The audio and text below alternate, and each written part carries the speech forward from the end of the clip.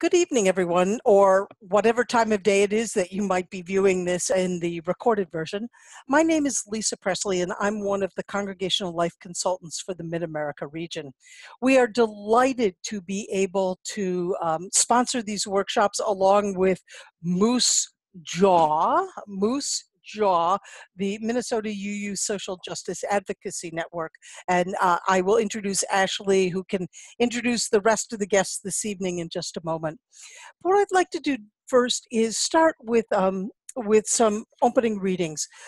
Because we're working with young people today, I dug out my favorite book, 10-Second Rain Showers, and whoever's there is Erica Dix. I'm just going to mute you for the moment so that that's fine. Thanks. So these Sanford Lin is a poet who did poetry in residence at schools across the country in a variety of different communities with students of all ages and ethnicities, gender, race, etc. And these are the poems that they encouraged the students to write. So the first one is by Scott Denson, who is in grade 7. As I write these words, most will likely be forgotten, but it took the time of my life to do it.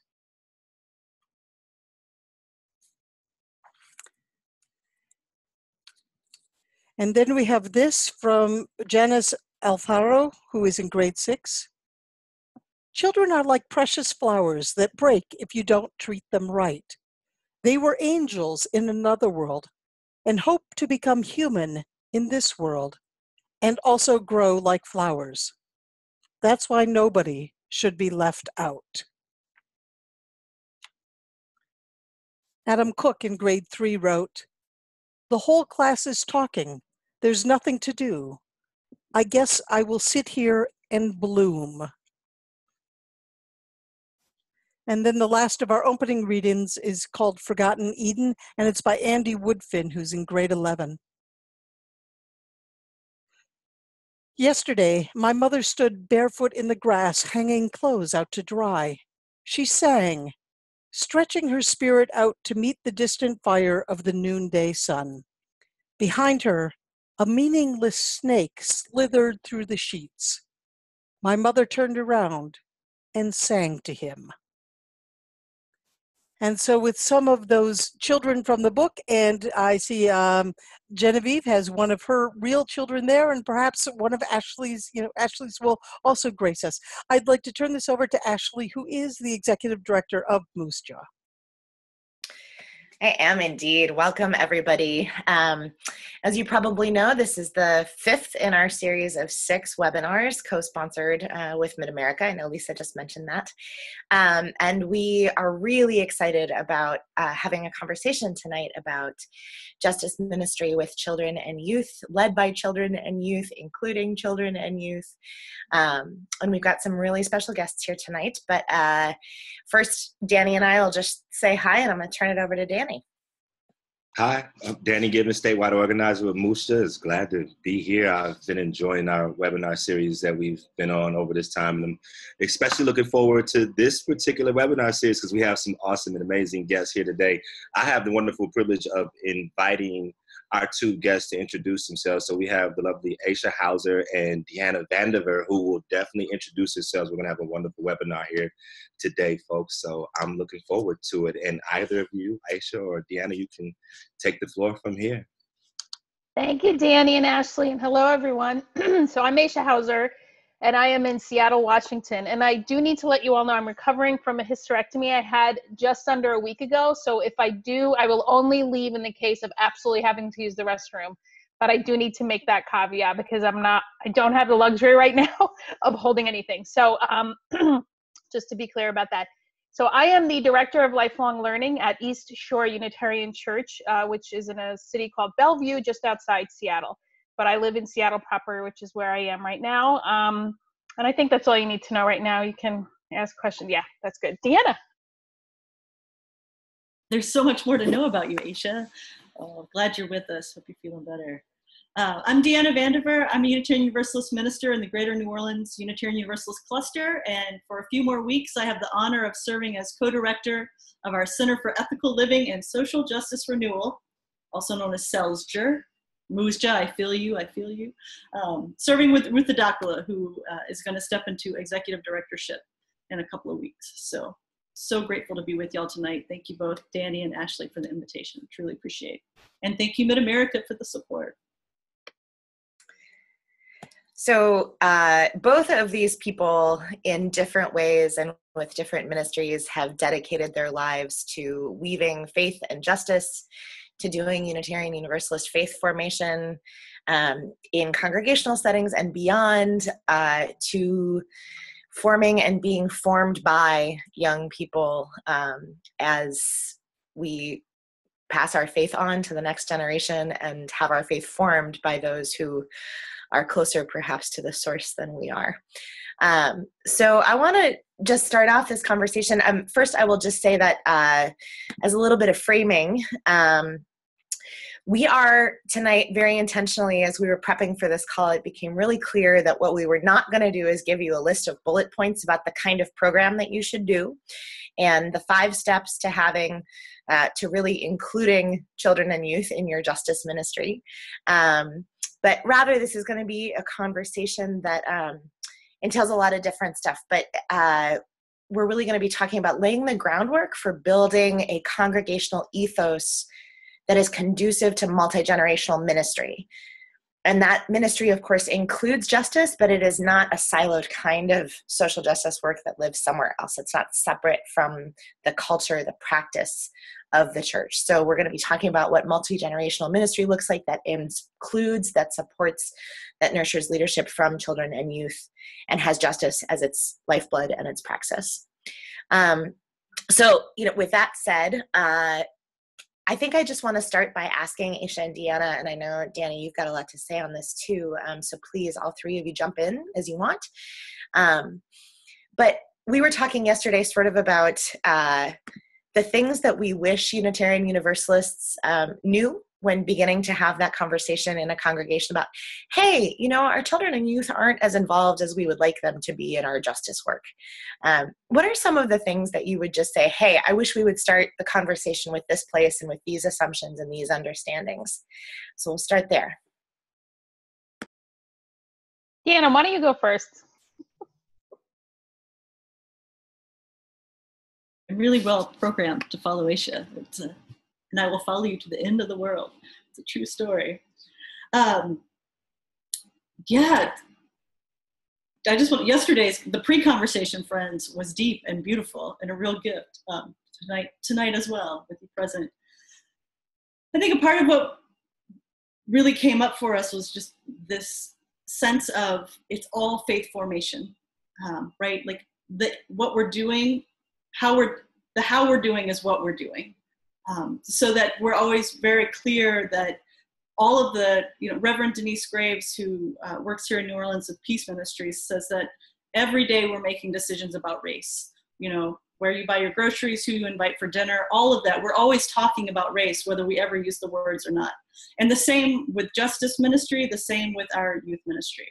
How we're doing church, how we're doing faith formation, is always talking about those things. It's always being lifted up. And sometimes it's lifted up in a really inclusive way, and sometimes it's lifted up in an exclusionary or hurtful way. And so it's important invitationally to begin, I think, in that place of it's all faith formation, and how to be mindful in that space instead of, like you say, Ashley, compartmentalizing these pieces.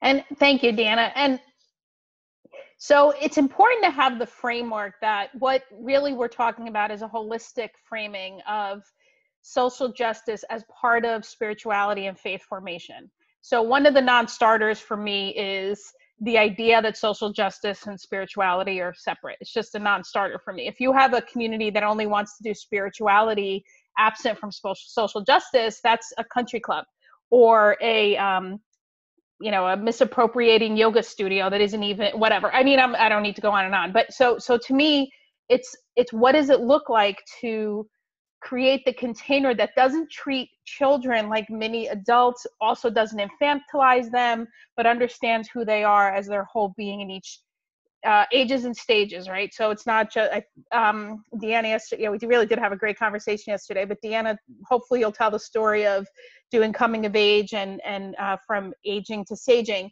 And both honoring, we can walk and chew gum at the same time. I have faith in us. So this notion that we have to only do one thing at a time, and then once we do this one thing, we can go to the next thing.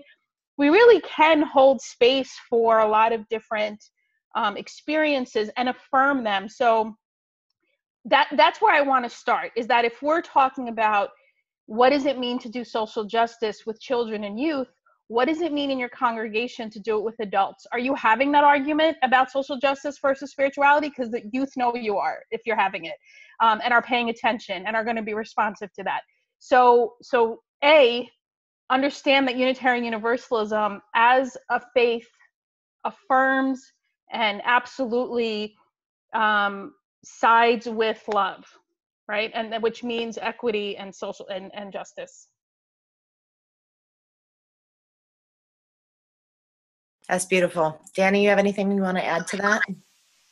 I know, I guess some kind of, when I think about just the church context, from my perspective and background, the Black church was founded from a multi-generational or intergenerational platform. I mean, that was the only space and place where really we could practice family and our values and our culture and address the kind of, issues and challenges. And so to be in these kind of places and spaces where, and not to say that Black churches don't have, like separate children's church or whatever, but just the inception of it. And so I'm thinking as kind of an approach to this of the symbol of our faith, the chalice, and why in fact that's the symbol of our faith and that story. And in fact it was, it's a multi-generational story. It's a generation beneath a generation saying, hey, there's things are changing and we want to be able to be a part of that and to behold that ourselves. And I think that same approach can be looked at as it pertains to our justice ministry, as it pertains to you.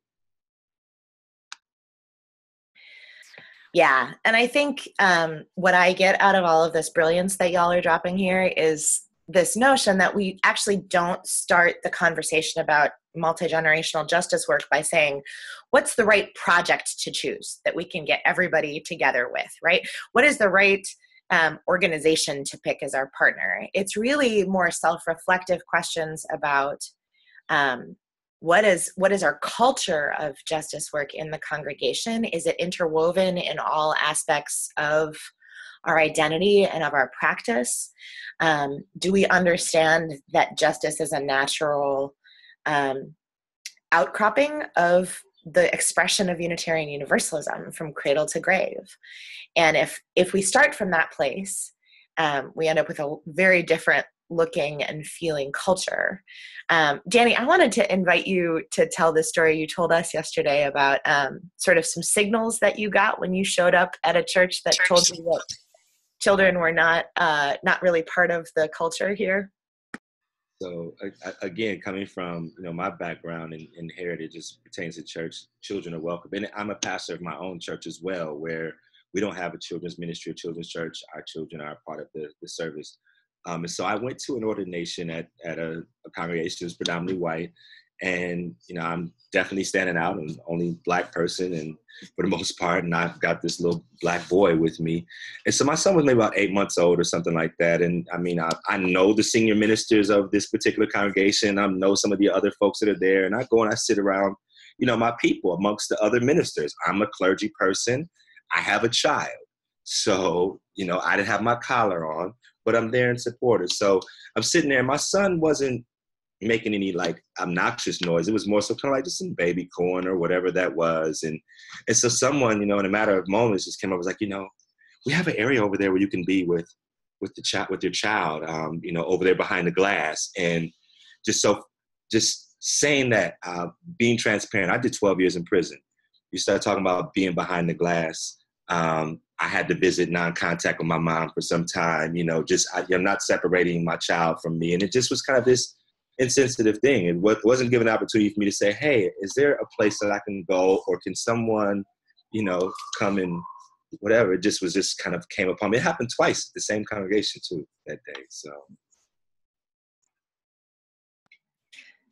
Yeah, Aisha and Dee, any other signals that you've seen in various places of either, and we're talking implicit stuff here, not the sort of like banners that are literally on the walls, showing you that kids and children and youth are either welcome and fully embraced or not in a congregation? I want to thank you, Danny, for that story, because I think this comes down to what we define as inclusion. Who gets to decide what is inclusion and what does welcoming mean and what is hospitality? So I grew up Egyptian. Everything we did was multi-generational. I grew up Muslim, and when you went, we went to the mosque, and we didn't go often, but when we did, yes, the genders were separated, but the children were everywhere and just everywhere running, during the entire service. And so this notion of welcome always includes everyone. There's really, it's a US thing, or at least it's a white supremacy culture thing to say, to define welcoming as one thing, right? So in the story I told yesterday, and I think it's relevant exactly to what Danny said, is we have a man from Bolivia in our congregation who during Beloved Conversations talked about his very first time coming to East Shore, and he had his daughters maybe were in either middle school or older, they may have been in elementary school, but they weren't even infants. And they said, "Oh, welcome to this was a Sunday morning. Welcome to church, and your daughters can go." Now we're 3 buildings away, the ed building from worship, and he kind of. And the person thought they were being welcoming. This was our welcome. It's like, oh, here's where the adults go and here's where children go. And when he was explaining the story, he said, I got here and you wanted to take my children away from me. And it was, and the way he said it, I was like, wow. I laughed, but then, we all laughed. He even laughed, but I said, that speaks to the person genuinely thought they were making a space for something that they think this person wants. And why aren't we having it as a given that people are always welcome to worship together? People are always welcome to engage in social justice work together. And it's one of the things that has always been peculiar to me. And I made the point yesterday, I've had ministers say to me, well, there are things that I preach about that really aren't appropriate for children. And I said, what on earth are you saying on a Sunday morning in public that isn't appropriate for children? Now, I will tell you this, because I did have a parent take me to task at East Shore pretty recently in the last couple of years. Because included in a multi-generational worship was a story of my colleague who also talked about being in a Nicaraguan prison and his experience. And so she said, my daughter is in 3rd grade and she was very upset with the whole thing. And I said, there are families putting their 3-year-olds on rafts to escape terror. And so I hear you that this is a story that your child heard that may be upsetting. And my invitation to you, I would be happy to talk with your daughter if that's what you would, would be helpful. And the issue isn't that I don't intentionally want to traumatize children. What I don't want to do is be a part of a system that creates a false reality, because that's dangerous. It's dangerous for all our children.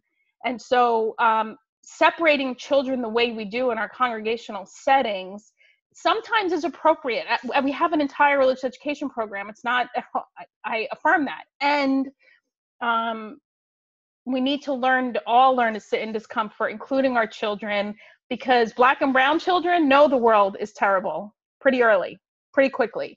It's white children who we're protecting. So I'm going on a little bit of a transgression. So I'm gonna go ahead and say it again for the people in the back, which is that part of our faith's job, from children to our elders, is not to create a bubble in which people can find refuge and sanctuary from a broken world, but to give people the spiritual resources, the resiliency, the large-heartedness to face that world and to heal it, right? And so that starts with our children, especially our white children, right?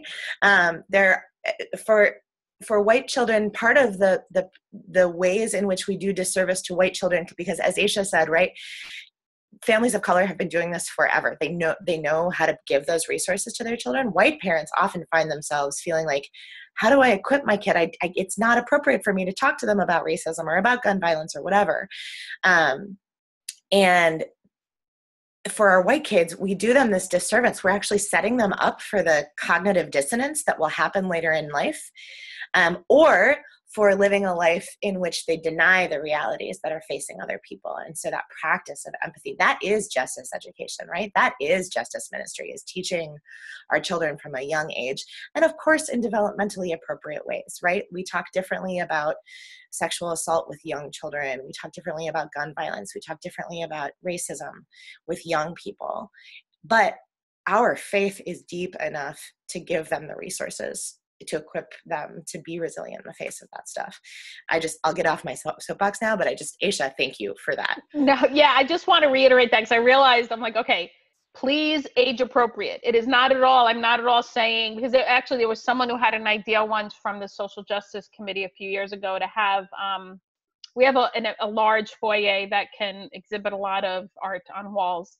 And right now it has quilts all over, which is beautiful. But somebody had the idea of having, imagery of like racist imagery. And I said, you really can't trigger people in that way in such a public space. I mean, if people aren't prepared, it's one thing when people choose to go to an exhibit of some kind or go, I've been to the African American Museum in DC, but walking into a church, you can't simply have images that are explicit or troubling or triggering just to that's not the way to make. So we can do this. It takes time. It takes effort. So the issue. Thank you, Ashley. I please do not simply just delve into saying anything in front of children. That's not my point.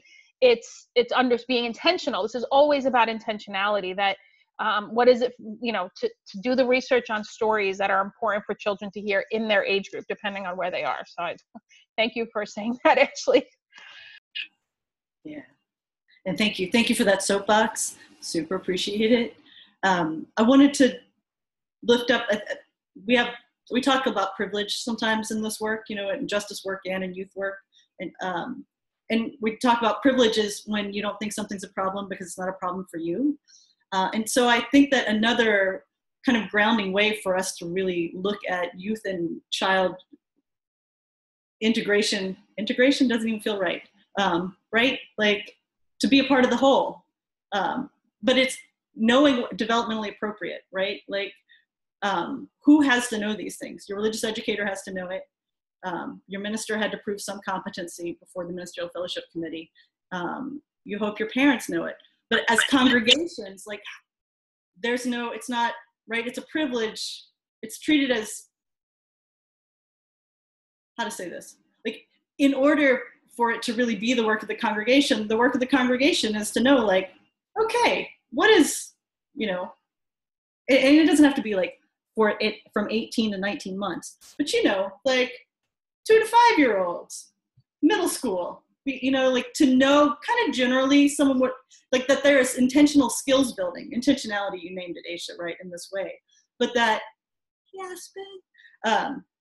that there is an intentionality of knowing in the ways that we make sure to know what the developmental needs are for middle-aged white folk or seniors that come into our, like the way we pay attention to accessibility in these ways, that we think of it collectively in this way.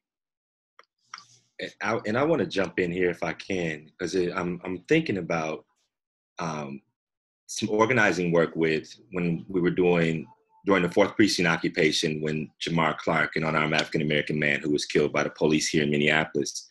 And so during that time, there was a couple congregations here in the Twin Cities that, had youth that felt called to the front line in kind of different ways. And so, and there's a club called the Tower Club. I don't know if this is something that happens in all of the UU churches, but in the churches up here, Tower Club is like this youth group thing. And so there were a couple youth that went on pilgrimage with us down to Selma for the 50th anniversary. And then by the time we had arrived back, unfortunately now we're in the midst of this kind of stuff that was happening here. And parents had some different opinions. Particular leaders in the congregation had some different opinions. The DRE had some different opinions. The kind of adult person assigned to the youth folk had different opinion, and nonetheless, the youth made the decision to be out there and to be out there in ways that made the folks who had the control or authority, the adults or whatever that was, that made them uncomfortable because there was no preparation. There was no class that the youth could have gone to or that the youth and the parents could have gone to, and the parents were like, okay, I sign off on this camp trip. The youth had made a decision within the context of their own being that was faith-driven or, whatever that was, to be present. And it became a different kind of a narrative that came back. So you would have, I was a clergy liaison, so I would work with the faith leaders that were coming out, and the narratives that were coming back often were very different because the experiences of whatever power, privilege were different there. So I just wanted to share that, if that's fitting. Absolutely. And I think that's actually a great segue into talking about, often the conversation in UU congregation starts with older folks saying, how do I get the children to come and be a part of XYZ thing? And so I want to ask you guys a little bit about your thoughts about the purpose and the practice of quote unquote multi-generational community in terms of justice work in the church. And when that makes sense, when it's fetishization, when it's actually inclusive, and if there's a role for sort of caucused spaces with youth and young adults and children kind of doing their own thing. One of the things I've said to folks is it's clear to me when a group comes to me and says, we want to involve the children, here, have them do this. I'm like, well, that's a transactional relationship. That's not involving them. If you want them to, help with the auction and they are serving, that's fine. But that's not them. That's them. That's a transactional relationship. That's perfectly reasonable as long as that's what we name. What we're clear about. That's what it is.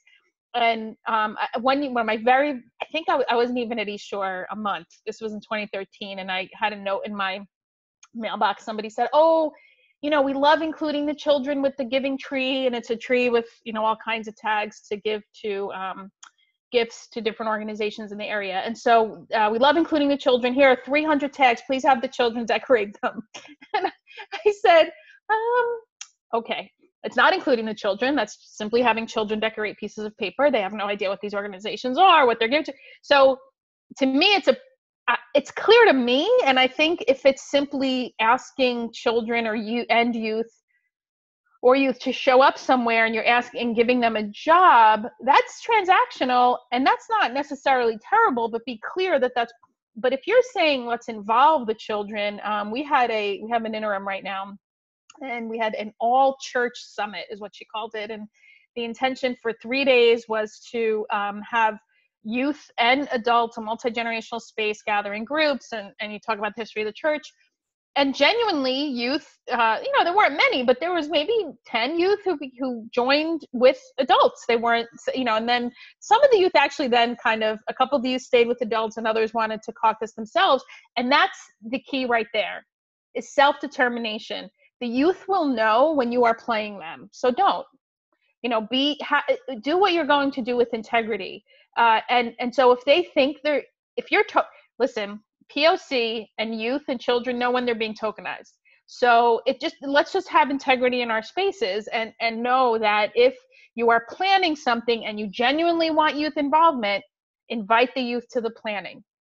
Now, if you say go to the youth group and say, hey, youth group, we have this opportunity, it's so great, and they say no, take no for an answer.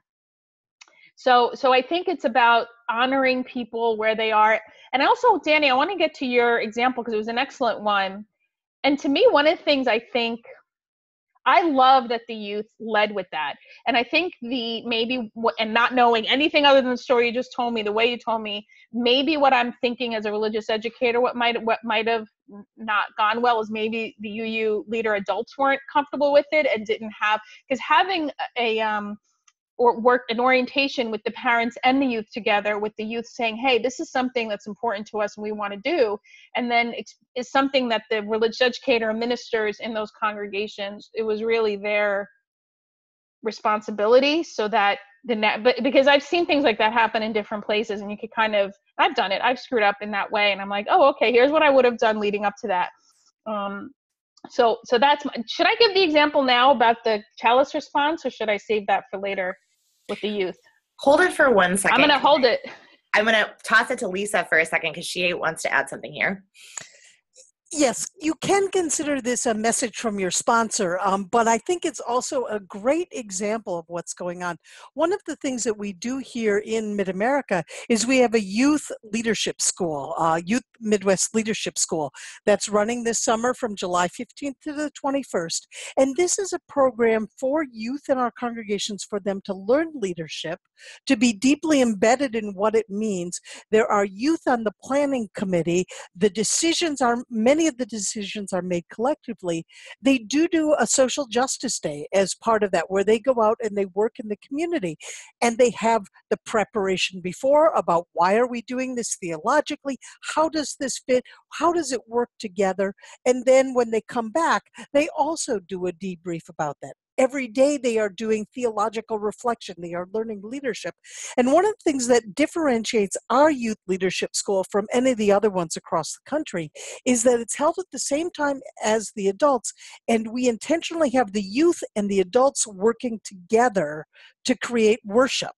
So it's not the youth are over there and the adults are over there, and they meet at lunch and they talk at lunch, and but they also have this opportunity of trying to figure out how do we work together in a way that we create something for the rest of the community, a small group, to make sure that people know more about this. So if you want any information, I'll put the URL for the leadership schools there, both the adult and youth, in the comments, or you can find it on our Mid-America website. So let me thank you for letting me. It's already there because Genevieve put it up. She was on top of it faster than I was. Well, she used to be on the adult leadership school staff, so she knows these things. Thank you, Genevieve, for your tech support again. Dia, I just want to make some space for you to jump in here, and because we haven't heard your voice in a couple of minutes. So good at this. I did. Aisha, you and Lisa together brought up the very first year that I was part of co-leading Activate New Orleans, which is a program with the College of Social Justice, another amazing UU training program for youth, and they also do some multi-gen stuff. It's pretty exciting. But I had just come, speaking of, and Genevieve, thank you so much. You were spot on with that, exactly. I had just come from being chaplain for a week for middle schoolers, and then I came to be co-staff for a high school justice training. And I hadn't quite switched gears all the way and so when we had the program, we were teaching these, youth about organizing and lifting up their leadership skills and like finding out the wisdom in the room. And also, we had like a set bedtime and quiet hours. And about Wednesday, there was a quiet revolution. And a manifesto came out of this. And my colleague and I were looking at each other, and we were so proud because they were amazing. I mean, they took all the skills that we've been talking about for the first half of the week and totally organized on us to the point where we were like, yes, we have to change this. But just powerful in terms of that moment of witness. And also, I think, Aisha, you named it too, like this moment when we're in leadership and we're like, wow, yeah, we missed that. Y'all nailed it, lifting that up, instead of being defensive or like, well, that's not, but really like, all right, okay, let's talk about when should quiet hours be? It's a small thing, but it's a huge thing. And just how power is arranged, right? We've been talking about how power is arranged. That's what a lot of these conversations are about. So thank you for that. And it also, okay, so now this is how I'm going to tie what Deanna and Danny's story to what social justice, this is almost, to me, how we do anything is how we do everything, training for when youth get older, right? And it's like, oh, okay, we organize. I mean, they did it in a week, in 3 days, right, Deanna? Folks, and we at the folks that have the given power, authority in whatever space we're talking about. What our responsibility is to make sure we make room. So what happened at East Shore, my second year there, I've only been there 5 years, but I talk like I've been there 20.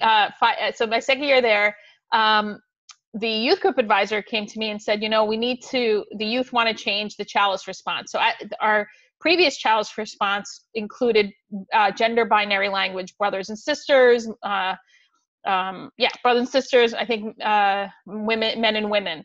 And the youth had changed the same exact chalice response, but used the word siblings in spirit for years.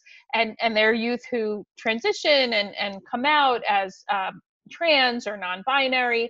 So when the youth group advisor came to me, I said, well, that's a great idea. And so I went to the senior minister, who at the time was a white male, and definitely, to his credit, said, okay, but how do we do this? Should we take this to a congregational vote? And I was immediately said, we do not put up for vote people's civil rights. And this is what we're talking about here. If we genuinely want to live out inclusivity, this is what I have found. I'm going to digress for a second and go on my own personal soapbox.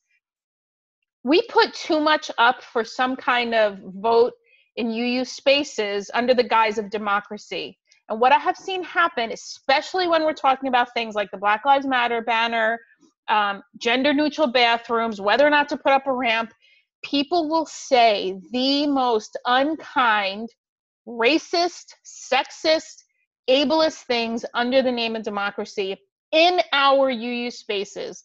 And it is simply something we do not need to keep doing at all. So I said, nope, no vote. Now, clearly, I do not run this church, never have, still don't. So I just said it thinking I could totally be overridden by the board and by the minister. So when the minister and I went and spoke to the board president's child was transitioning as we were speaking about it. And her response to us was, this makes perfect sense. And I said, have a board 10 people can have a thoughtful discussion about this and can research. I could send, the youth can send, blog posts, whatever it is. And so the board, I don't even think ended up voting on it. I think they just said, hey, this is a worship thing, just do it. And so it was only even maybe 2 or 3 months later that the youth had their youth service. And the minister suggested, why not, let's debut this at the youth service and the youth can talk about why we're doing this. And can I tell you, we're on it 3 years. It's part of now who we are, and it started with the youth. And it was now I could have definitely been someone who said no, well, I don't know, and I promise you we would have lost anybody, the very few folks in the LGBT community that even come to our congregation. I think we would have lost if we opened up the door to why we needed to keep not inclusive language. So I could keep going, but I think others should jump in. Dear Danny, you want to jump in?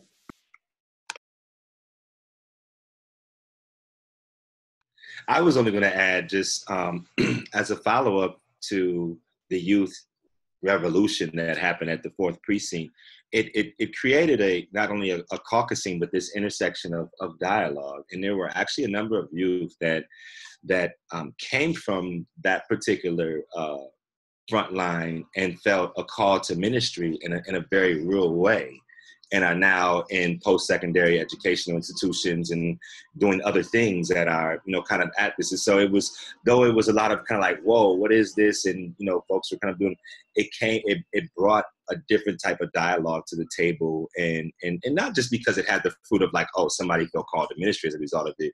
It created dialogue. More importantly, that was powerful for me, just experiencing at that time. I just signed a book recently, so I wasn't necessarily UU, I was UU adjacent.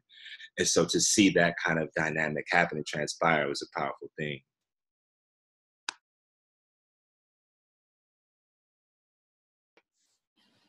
Ashley, one of the questions you had asked yesterday reminded me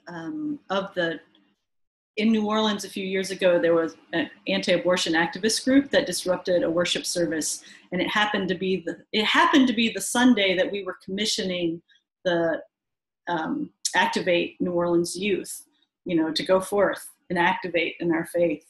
And it was a moment where to this day, I just treasure. I remember looking out and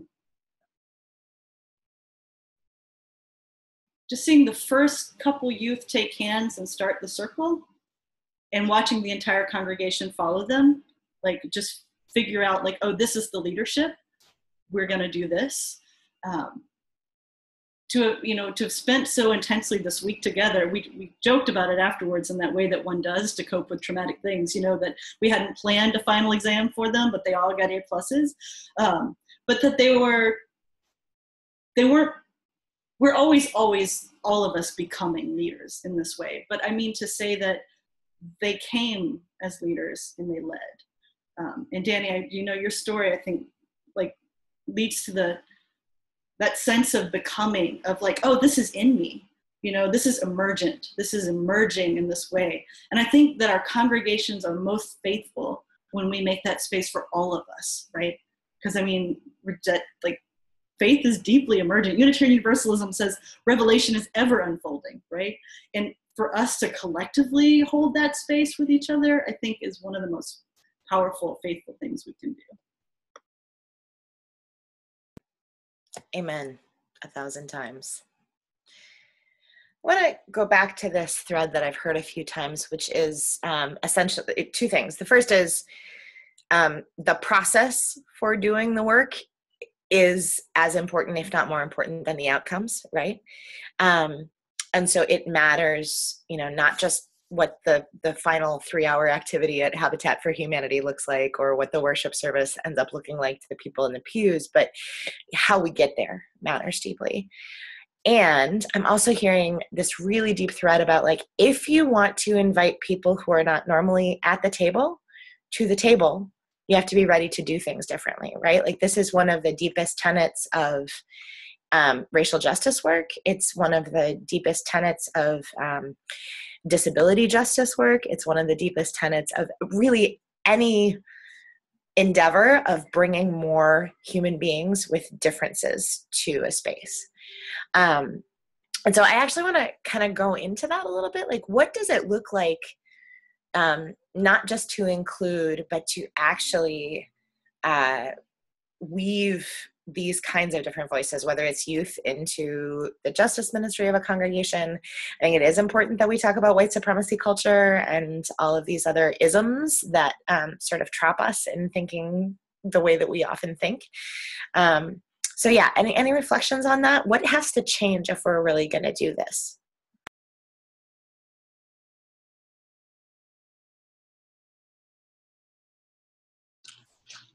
I would say that it's really how the process or processes whereby we enter into relationship with either these groups of folks or, genres of people like this. I'm thinking about the occupation of the governor's mansion when Philando Castile in St. Paul, Minnesota, and Falcon Heights, Minnesota was murdered. And so Unity Churches, the church in St. Paul that was like a hub, was the hub for the activists and organizers and faith leaders and stuff that were occupying this place. And there was a total just kind of overturning of leadership to a group of young POC queer folks that were not even UU adjacent in a lot of cases, just were like, yo, we're in it, and somebody may have known, but it was nothing to where like you would give building keys to. And nonetheless, there was 24-hour accessibility to the building for these young folks in the ways in which they need. The calendar for the church building that particular, not to say that everything was over, but for the most part was kind of fluid after normal programming from 8 to 5. We kind of had a run of the building. And that was different for the leadership there to begin to try on these different things, to allow folks to kind of come into space that weren't necessarily familiar with that. And I saw that process at Unity create some really interesting dialogue for those who like to hold the chalice really tight when other people are around, just like hold that. So it was a different kind of a thing. And so we're much looser now, right, thankfully.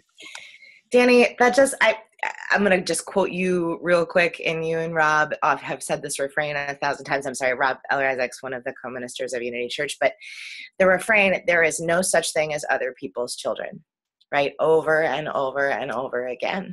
And that, what a beautiful expression of that, right? Like, if we say we trust the children, we also trust the Black and brown, queer and trans kids who are leading the revolution and need a space to be in.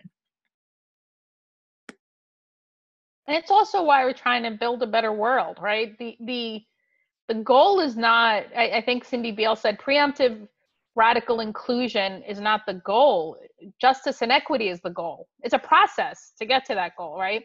And along with what Danny said, I think, that's an excellent example, right? To just trust and go for it. And the other thing is, it is not going to be comfortable for the folks who've held on to their chalice. I love that phrase so much. Because we have chalice holders and we have people that very much, and I've moved so much and just by virtue of being an immigrant and blah, blah, that somebody said to me, you embrace change the way people like sameness and don't want change ever.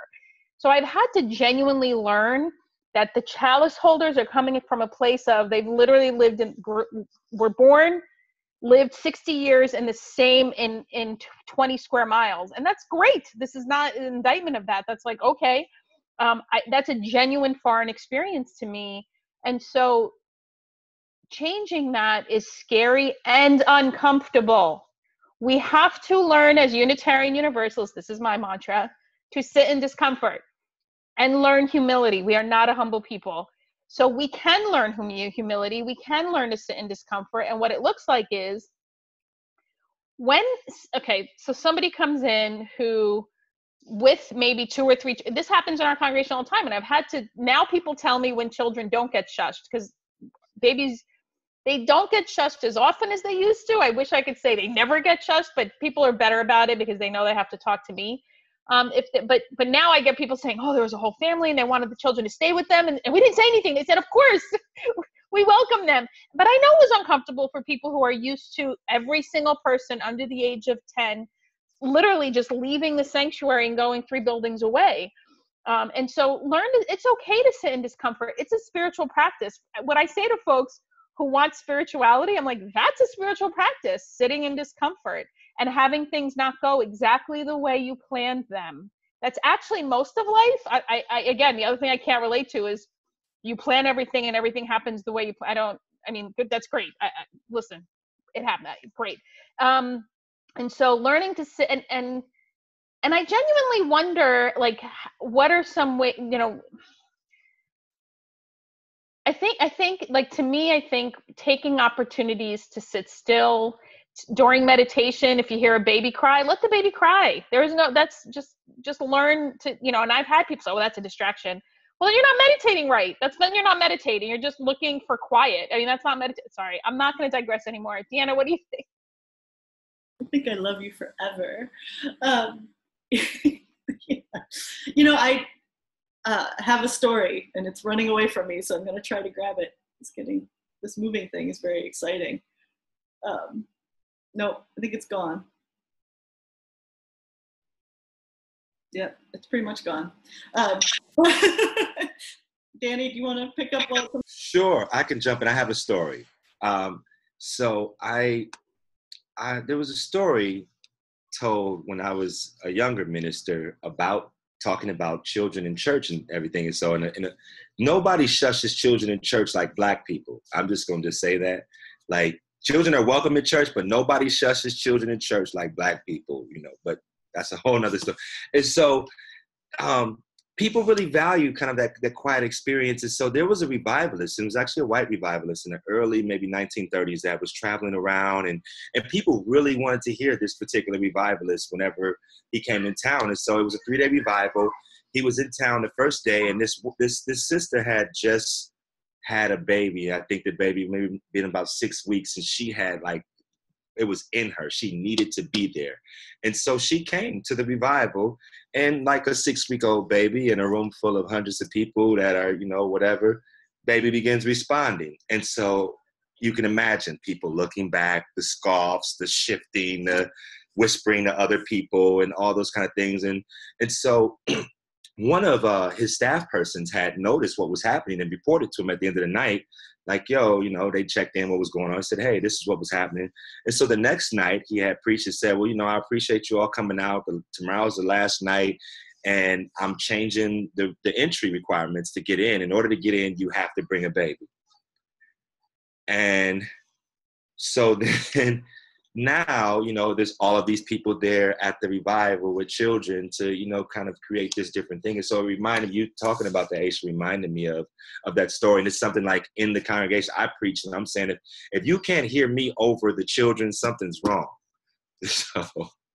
And I do want a caveat. I think you're absolutely right. Because listen, disrespect is one thing. If there's an older child just, having a conversation in the middle of worship, that's a different thing. And I think, our elders will, but I think I think babies are allowed to be babies. You know what I mean? Like, I don't know, Danny, I just wanted to, in my experience, our Black elders will not shush babies. They'll shush older children who are being disrespectful. Because I think disrespect is not something we need to tolerate in the name of youth empowerment, which is simply a whole nother webinar, which I promise not to go down that rabbit hole. I just stuck in the chat box, and Dee, I'll just give it to you. I stuck a link to one of my very favorite welcome signs from a church. This is from a Methodist church in Arkansas, but it begins with, "To parents of young children, relax. God put the wiggle in children. Don't feel you have to suppress those wiggles in God's house." Yeah. And it goes on from there. It's beautiful. Deanna, go ahead. Yeah, we used to say, whenever at a minister, whenever a baby would start crying, would say, "This church is alive." And I was like, yes it is. Ashley, earlier, in terms of, like, you had asked kind of what had to change, and I really love these stories of like how times have changed. And just personally organizing, Ruth and I have been doing trainings, Ruth Adakula, I've been organizing as a white woman and a Black woman, and often doing facilitation in this way. And I just remember that moment when we'd been facilitating for a while. And oftentimes during the trainings, I'd be like, is she with me? Like on this moment. And then one day in the middle of the training, it hit me. I was like, am I with her? And for me, it was just such a like, aha, right. Like, this is a piece of that undoing that has been done into me as a person, done into me as a system, and gets done into us as congregations, I think. So as we're trying to figure out, like, how do we live faithfully into inclusivity? How did you say, Aisha? It's not the goal. It's the way towards justice and equity. In this way. When we were planning General Assembly here in New Orleans, we were like, let's have the opening worship be open to the community. Let's practice radical hospitality. And Marisol Caballero said, that's not radical hospitality. That's just hospitality. Right. And so just to really get the shift from like, oh, right, like letting people come in and worship with you. That's not radical. That's right. That's the thing. So I think that's a piece of it too, is just really the shift from that being with, in a way, shifting from, are you coming to my table, or am I with you on this journey to nurture the movement, to nurture the change? Beautiful. I just want to touch on a couple of very quick, very practical points here that I've heard people kind of mention, but some of the ways we need to shift are cultural and meta. Some of the ways are really specific. So for example, if you want to plan an event that is a multi-generational justice event, and you want youth to be on the planning committee for that, you have to think really carefully about when you're hosting your committee meeting, right? Is it at a time that youth can make it? Do they have transportation? Are their parents cool with it? Is it conflicting with extracurricular activities that they might have? If they can't make the meeting, are you willing to shift the time or go to them, or, that kind of thing? Other things are like, are you actually funding? Is your congregation have part of your social justice budget dedicated to decisions made by programs decided by your children and youth? Or is their budget segregated, right? Like, when you have your however many hundreds or thousands of dollars for social justice work, is there an assumption that part of that work is going to go to fund things that are prioritized by or led by your children and youth? This is where, for those of you who joined us for earlier pieces of our webinar, in our early sessions, we sort of gave you this framework, this rubric for kind of looking at your congregation and all of the ways that justice shows up deeply throughout the system. You could go back to that rubric. Again, it's on I believe it's the first webinar that we did on the Mid-America page. You can go back and the resources linked there. But you could go back through that 9 praxis area rubric and say, hey, we're thinking about sort of justice broadly. How do children and youth fit into the worship life? How do children and youth participate in governance? How do children and youth fit into the sort of systems level decisions that are happening? And my guess is that if you are able to say that justice is really integrated into all those places in your congregational life, you also have a really healthy children and youth ministry, and probably vice versa, right? I'll stop there, but there are many more sort of concrete ways that you can think about, how to shift the culture to be more inclusive of, again, any number of groups of people, but in this case, we're talking about children and youth. I want to ask on that note, there's a lot of conversation out there about generational theory, right? Like the ways that different generations approach technology or politics or authority, membership, all of these things you can find really interesting concepts on. And there's a lot of conversation about generational differences in doing justice work. And so I think the question that I would throw out to all of you is, what do our children and youth have to teach our elders about justice because of the ways in which they're being raised in a world that was different than older folks were? At the same time, we're not naive enough to think that eldership doesn't come with a great deal of wisdom and experience that needs to be passed on to those who come later. And so the question is, what do our youth and children have to teach our elders? What do our elders have to teach our youth? And what are some of the differences that you're seeing in terms of approaches and beliefs about justice work in our various generations? So we've been hosting conversations on race once a month for the last 2 years, maybe before the teach-in stuff started happening, the white supremacy teach-in. And we actually had a youth start coming to church as a result of the work, Black Lives Matter work, our social justice group has been doing. And one of the things that's also been happening is that that youth doesn't go to youth group, but goes into the adult spaces and shares their, sorry, that's my son, shares their perspective. And it's really because that youth wants to be there, not because there was kind of an it's just genuinely organic. Like sometimes things genuinely do happen organically and not because we made it that way and then call it organic. And I think it's given the youth perspective of where the adults are coming from and vice versa. And so, and like I said a little bit earlier, that youth is also watching a lot of white adults, white cisgender heterosexual adults fight very hard against racial justice work. And that's heartbreaking for me. And so I want to lift that up. Not to say the conversation shouldn't happen. One of the things I've said is have the conversations and say, we know this is hard. Here is pastoral care for those folks who need a little more time understanding why we are going in this direction. Not we are going to stop the train, because again, this is how it applies to youth, is that we're modeling for youth all the time. And what does Susan Frederick Grace say? This is not the time for a casual faith. And so what youth can learn, what adults can learn from each other, what adults can do is stop being afraid. Youth are really great about asking questions, and so are children, right? Because they want a fair world. They're not yet quite as jaded as adults are. And so they're asking questions, and they want authenticity. They could, with hypocrisy pretty quickly, and they don't like it. And so what does it mean to live authentically is to say, we are scared. We don't know where this is going to take us. And we know this is the right thing. We need to stand to recognize and be on the side of justice and love. We need to do that and give pastoral care for people who are afraid rather than have the fight of whether or not we should do it at all, if that makes sense. And I don't even know if I answered your question. I'm blaming my medication.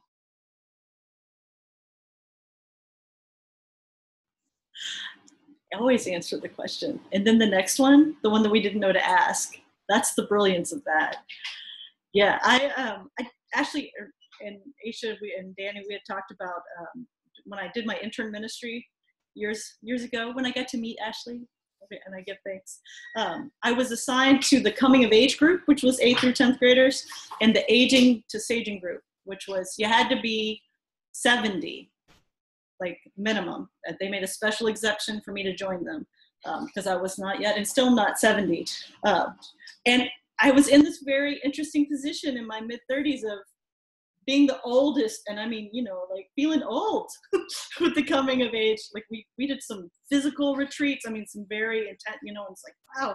And then the aging to saging, the check-in question one day was, where were you the day Pearl Harbor was bombed?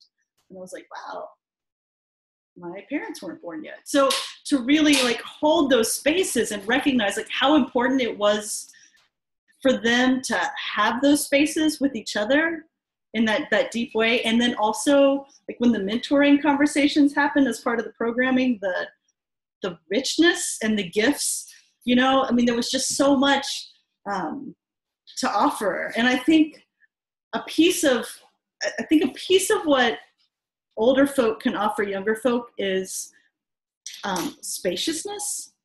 Like I had so much clarity and energy and convictedness, and I still do, but not as much as I did, right? I mean, just because the world has become more nuanced in these levels of experience that I've had. And also, like, I give thanks for the clarity and the convictedness and the energy, right? Like the average age of revolutionaries in the world is 18, right? So it matters that, like, that is such a gift, that age and that understanding for what's possible. And I think it's a gift that the youth give to older folk, and that older folk, like, to really, I don't know, Ruth and I were just talking the other day about how more and more we feel like our role really is to support, affirm, lift up, and shine in this way, like not necessarily always to be at the, oh, I'm gonna go change that, but I'm gonna be changing that with you in this way. And what resources do you need? And how can I connect to you, and connect you this way? But I think that, I think in either direction that it's patronizing arrogance that will limit communication, and grace and humility that will open up just incredible gifts. Preach. I guess I would add that the young people don't care how much you know, they want to know how much you care. And because we are, as Unitarian Universalists, are such heady people and are so intellectual, and we know so much, and we just are walking encyclopedias. It's not a bad thing, it's great. But the youth aren't necessarily always drawn or motivated by such. And so with subscribing to a narrative that invests an extreme amount of care for the things that they care about, I think that we'll find an intersection there, personally. And then not to say that it's just a total one-sided thing, where it's just like, okay, so our seasoned saints have to continually doing the reach. Because I think that I personally subscribe to some of the Stephen Covey work that says we must seek first to understand rather than to be understood. And being that we've kind of had more of these lived experiences that may have qualified who we are and shaped our minds and beings, of being open to understanding that perspective. And then knowing that in that, I believe that creates that spaciousness that Deanna was talking about, where we get this exchange that happens, this transformation that happens. I personally have went through a lot just as a younger, older leader, being at this intersection. I'm 40, so I'm in what they call a yelder, I guess. And so there's those who are the seasoned saints, who are, the sage in age, who feel some kind of way about my radicalness. And then there's the younger kind of 18 to 25 that are doing some work too. So it's just like I'm in this impasse where folks are like, the young folks, I'm feeling them because I'm kind of close in proximity. The seasoned folks are like, yo, you're betraying us. You sat at our church. We pinched you during church. And finding out how to occupy that space in real ways. And so in my experience, has been in just that extending that the reach of care across generations, period. Abso-freaking-lutely. Yeah, I think this conversation is just so important. And I want to name too that I think one of the ways in which we are impoverished as a faith tradition is because while we have been a welcoming place that a lot of folks have found spiritual home, we also, as we all know, 90% of Unitarian Universalists are folks who came in later in life. And so there are traditions in which you will have, families that have been generationally a part of the same congregation over time, right? So the idea of spiritual eldership and spiritual ancestorship, as well as spiritual lineage and descendancy, is alive and literal in a way in a lot of other faith traditions that it is not in quite so viscerally in Unitarian Universalism. And so, I think it's easy to go both ways, right? Like for youth to think, we don't really, the youth who are growing up in Unitarian Universalism, by the time you hit 18, you've got more years in Unitarian Universalism than the vast majority of adults in your congregation, right? So it's easy for our youth to kind of write off the quote unquote wisdom of these adults in the congregation who are still, in many cases, very new to UUism. And vice versa, I think there's, as elders think about sort of passing along traditions and forming the next generation, number one, a lot of people are already convinced that young adults are going to leave as soon as they become young adults. But number two, it's not always about our literal children, right? Like, because there's this self-fulfilling prophecy of our kids are going to leave, we're not invested sometimes, those of us who are adults raising children in Unitarian Universalism.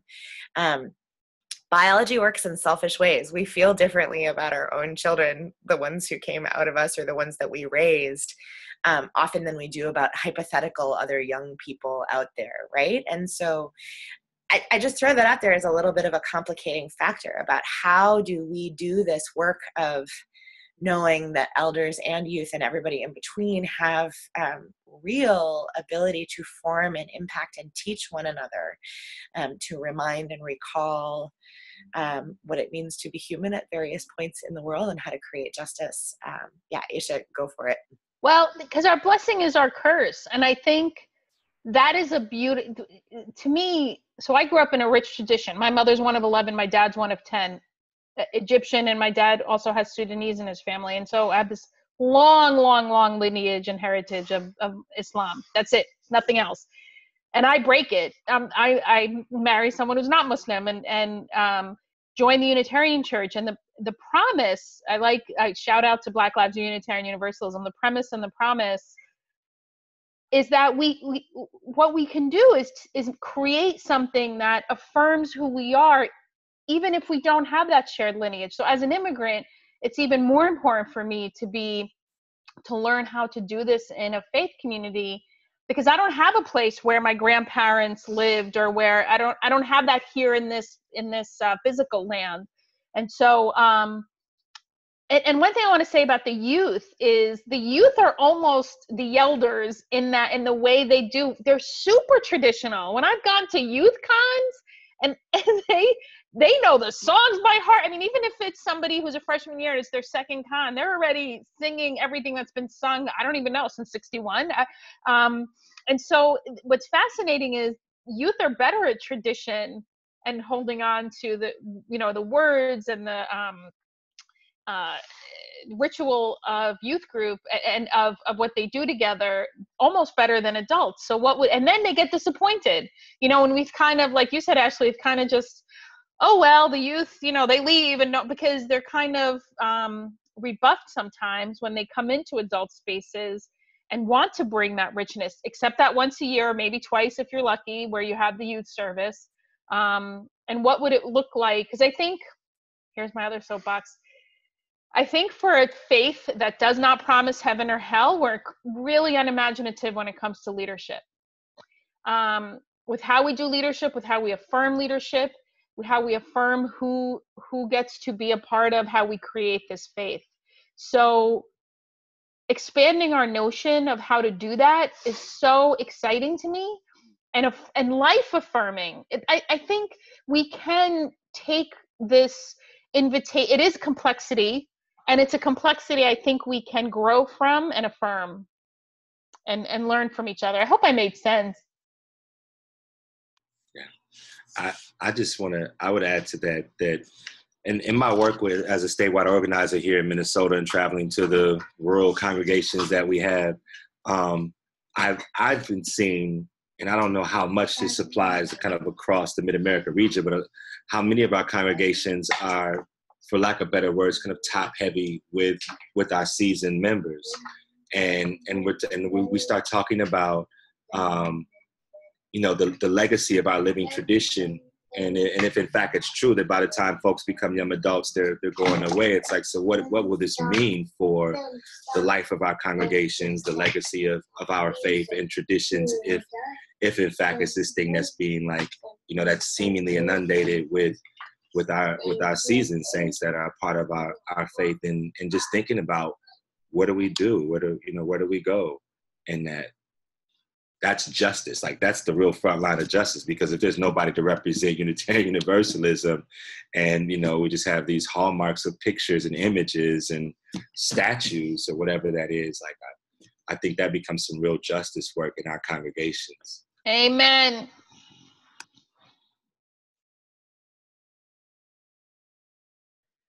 And with that, I think we are just about on time. I want to thank you all, Deanna, Aisha, Danny, and Ashley, for bringing this to us tonight.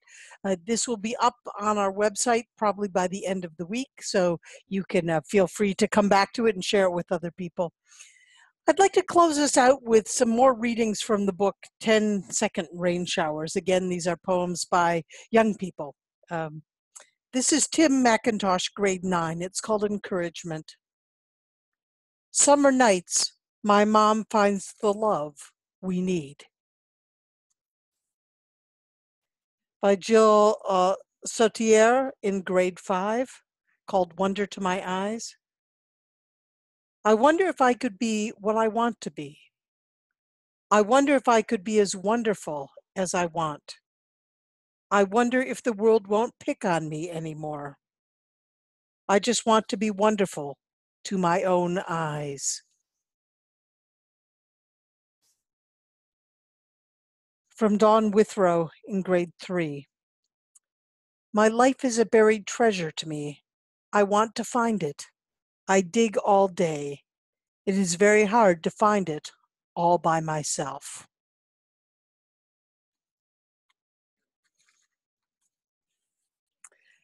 From Trevor Wilson, grade 6.